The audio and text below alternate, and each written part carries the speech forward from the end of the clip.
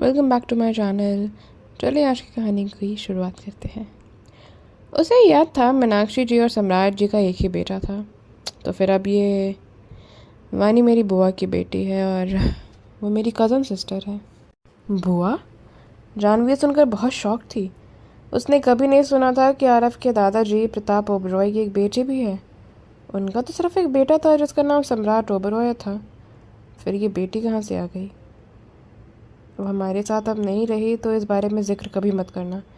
मेरे mom dad ने वानी को अपनी बेटी की तरह ही पाला है और वानी भी मॉम डैड को मॉम डैड ही बोलती है, क्योंकि मेरे पेरेंट्स नहीं चाहते थे उसे दूसरे बच्चे कुछ अलग फील करवाएं या उसे कुछ अलग फील हो। वो इस टॉपिक के ऊपर ज़्यादा बात नहीं करना चाहता था, इसलिए बोलते बोलते रुक गया। जानवी ने रियलाइज़ किया कि उसके एक्सप्रेशन अभी भी पहले की तरह शांत थे, लेकिन शांत आंखों में कुछ तो अलग था जो पहले उसने कभी नहीं देखा था। कुछ सोचने के बाद जानवी ने भी आगे कुछ नहीं पूछा। उसने सिर्फ उसके शर्ट का कॉर्नर पकड़े रखा। अगर वो इस बारे में बात नहीं करना चाहता तो वो भी उसे फोर्स नहीं करेगी। आफ्टर ऑल सबको अपना स्पेस चाहिए होता है। जैसे कि उसी का एग्जाम्पल ले ले। उसने उसके पास में क्या हुआ ये कभी भी पूछने की जानने की कोशिश नहीं करी। और अब वो ये भी जानती थी कि पास्ट इतना मैटर करता ही नहीं। जो मैटर करता था वो ये कि प्रेजेंट और फ्यूचर कैसा होगा। क्या उनकी लाइफ एक नॉर्मल कपल की तरह हंसते खेलते गुजर जाएगी? वैसे ये बुरा आइडिया नहीं था। ऐसा ही तो होता है। कितने ही सालों के रिलेशन में कितने ही एक्साइटमेंट हो, वो समय के साथ धीरे धीरे शांत होता जाता है। शायद एक रिश्ते में ये मैटर नहीं करता कि टाइम के साथ कितना एक्साइटमेंट बन रहा है या एक टाइम उनके रिलेशन में कितना एक्साइटमेंट है, बल्कि मैटर ये करता है कि उनका रिलेशन कितना जेंटल, कितना प्यारा और कितनी शांति से चल रहा है। उसने सोचा उसकी शक्ल नहीं बल्कि वही अंदर से बुढ़ी होती जा रही है। कपिल ने आपस में और कुछ नहीं कहा और ऐसे ही लंबी दूरी पे चलते रहे। उसके कंधे पे रखे हुए आरव के हाथों से उसे एक अपनेपन का एहसास हो रहा था और उन दोनों की ज़मीन पर पड़ने वाली छाया देखकर उसके मन में एक अलग ही फीलिंग चल रही थी। इस टाइम पर उसे लगा शायद सब कुछ इतना इम्पोर्टेंट नहीं था जितना उसने सोचा था। कभी कभी बहुत छोटी छोटी चीज़ें ही आपकी लाइफ को बहुत हैपनिंग बना देती हैं। जब वो एकदम गहरी सोच में थी तब उसे लोगों के हंसने की आवाज़ से वापस होश आया। उसने देखा सड़क के किनारे एक कपल एक दूसरे को बहुत पैशनेटली किस कर रहा है। ये देखकर जानवी चलते चलते रुकी और आरव को अपनी तरफ खींच लिया। क्या हुआ? आरव ने उसकी तरफ देखते हुए पूछा, क्योंकि जानवी उसको बस खींची जा रही थी तो वो थोड़ा कंफ्यूज था। आउच! उसने आरव को इतनी फोर्स से खींचा कि रोड साइड में जो स्ट्रीट लाइट का पोल लगा था उसमें जाकर टकरा गई। उसके उल्टे कंधे में बहुत ज़ोर से दर्द उठा जिसकी वजह से मुंह से आह भी निकल गई। हे भगवान, क्या था ये जानवी? मुझे देखने दो अब सही से, आरव ने उसे डांटते हुए कहा। वो एक कदम भी हिल पाते उससे पहले ही आरव ने उसे अपनी बाहों में भर लिया और उसके कोट को हल्का सा उठाकर चेक करने लगा। जब उसने देखा कि कंधे पे लगा हुआ घाव वापस खुला नहीं है तब थोड़ा रिलैक्स्ड हुआ। जानवी ने गहरी सांस ली और जिस जगह टकराई थी वहाँ पे मसलने लगी। फिर उसने कपल को देखा जो अभी भी एक दूसरे को किस करने में बिजी था। उनके आसपास क्या चल रहा है नहीं चल रहा है इसका उनको होश ही नहीं था।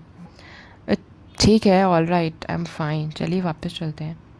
जानवी उसे ऑकवर्डली खींच के ले जाना चाहती थी क्योंकि उन दोनों के बीच में इंटरप्ट करने का उसका इरादा बिल्कुल नहीं था।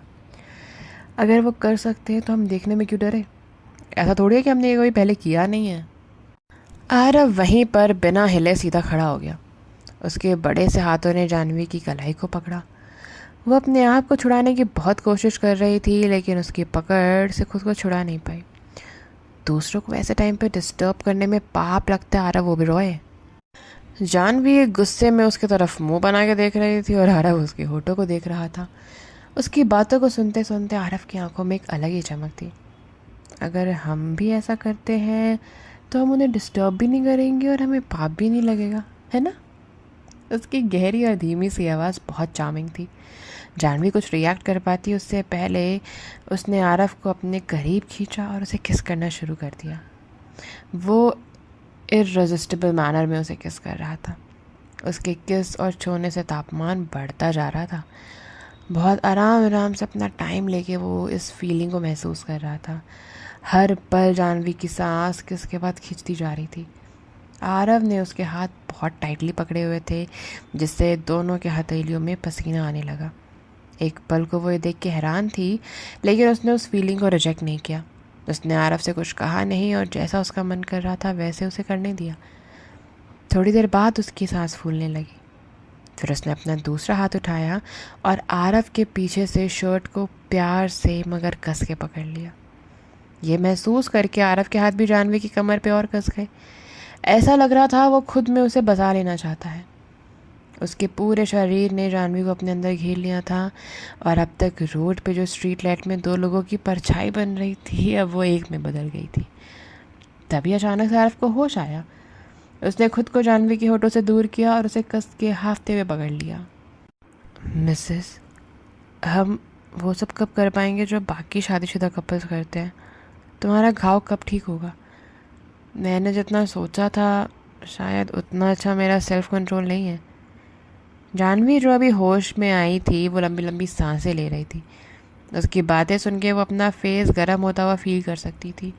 वो गैस कर सकती थी कि आज तो उसका पूरा चेहरा लाल हो गया होगा। आरव ने जानवी की तरफ बड़े इंटरेस्ट से देखा और उसने एम्बैरसमेंट में अपनी नज़र नीचे कर ली। क्या आप... अच्छा, हो जाएगा ना ख़त्म? इतने दिन तो हो गए हैं ऑलरेडी, फिर वो दिन भी आ जाएगा। वैसे भी आप तो... इतना बोल के जानवी ने उसे बहुत अजीब तरीके से देखा।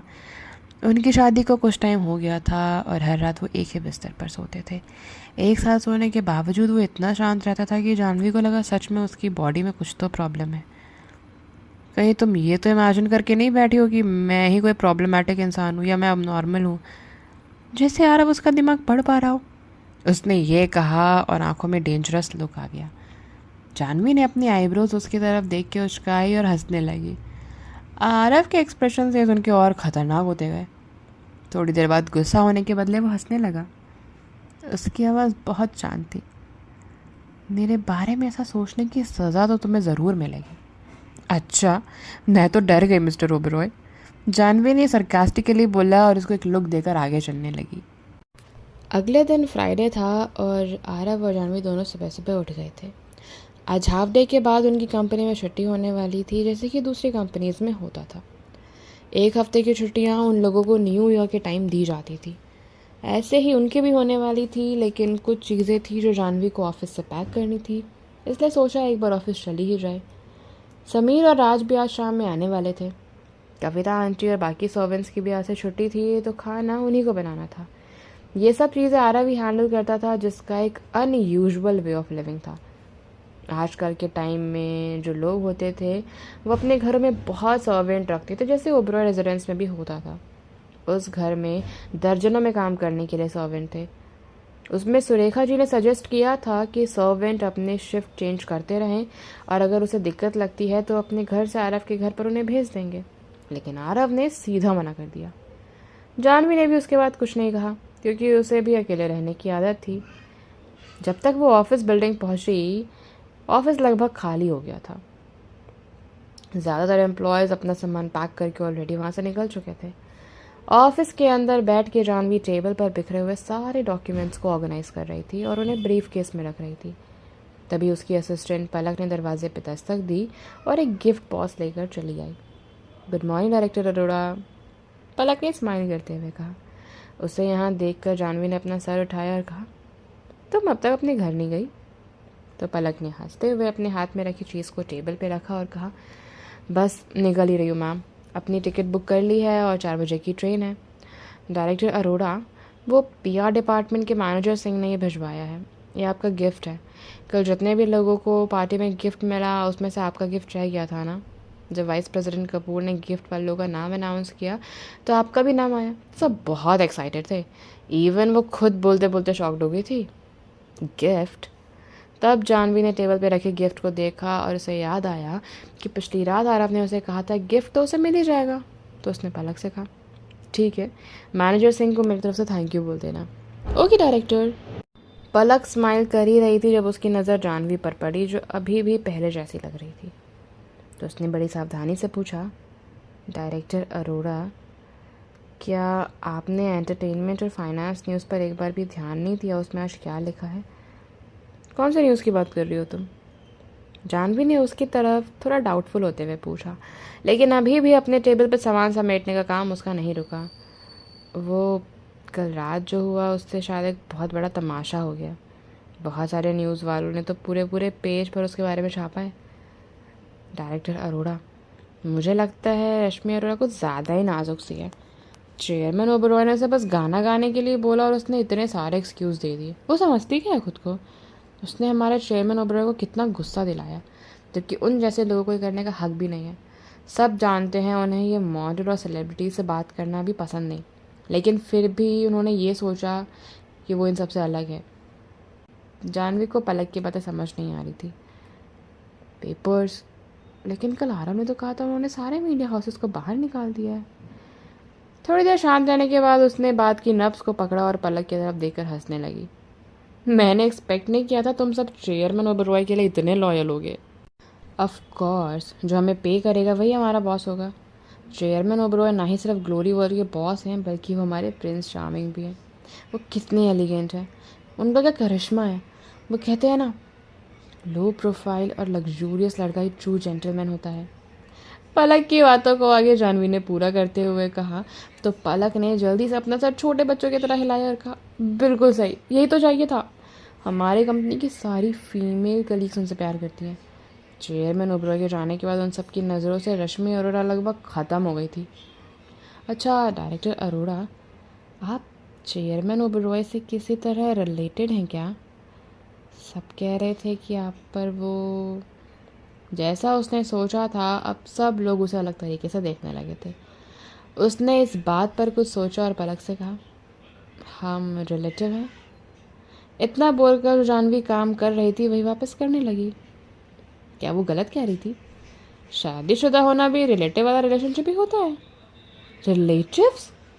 पलक ने शॉक्ड होते हुए जानवी को देखा और हंसते हुए कहा, डायरेक्टर अरोड़ा, कहीं चेयरमैन ओबरॉय आपकी कज़न तो नहीं?